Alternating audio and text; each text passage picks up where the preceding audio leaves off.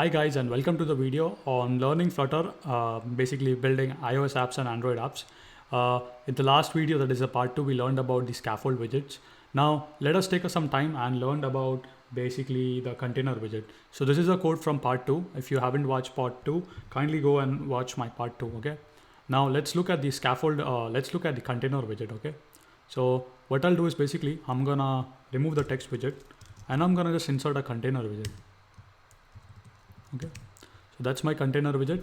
Now the container widget have certain certain key value pairs. I call this key value pair because to me it's like I come from Python, so it's in a dictionary we have a key value, right? So the first thing we have is called as the width and the height. So let's say width. Let's call the width as basically 50.0, so a double value, right? Let's give it a height of, let's say, 50.0. Right, so we gave the width, we gave the height. Now let us define a color so we can actually see how the container looks like. An empty container, to me it's similar to like a bootstrap because I come from a web development background, so I'm comfortable with that one. Now every container has one child, so the child can be any widget. So for now I'm just gonna say text widget. Okay,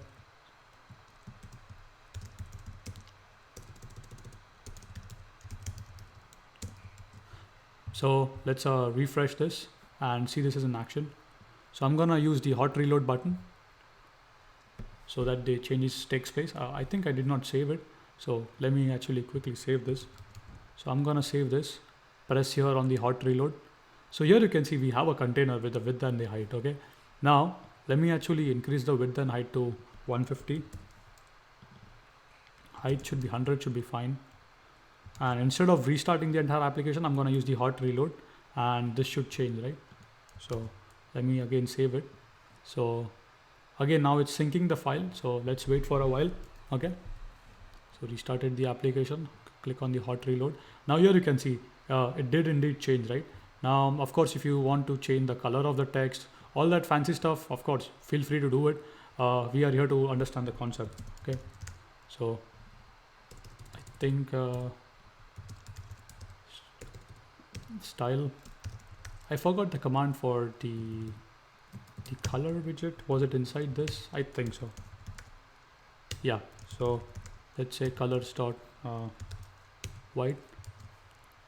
So I'm gonna again just use the hot reload button right here, and this container word that is there, it should be in the white color. Okay, that's the idea. So restarted.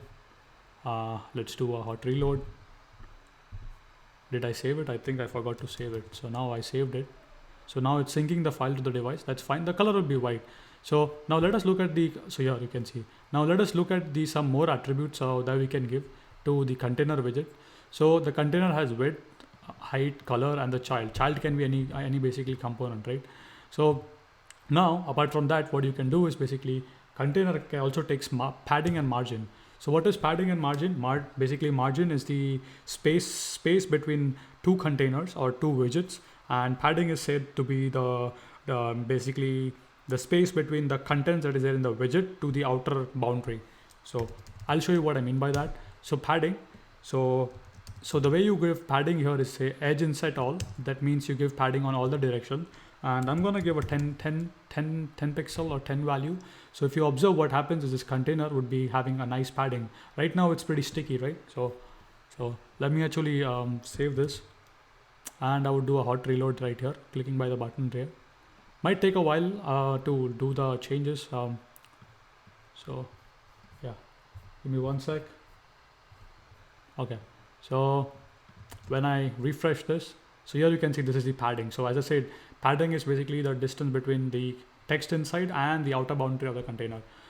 Similarly, if you just want to give padding on the right side or only the left side, let's say you want to give padding on the left side. So instead of this inset all, you would say edge inset only. So inset only, and here you would say left, and let's say 30 pixels from the left.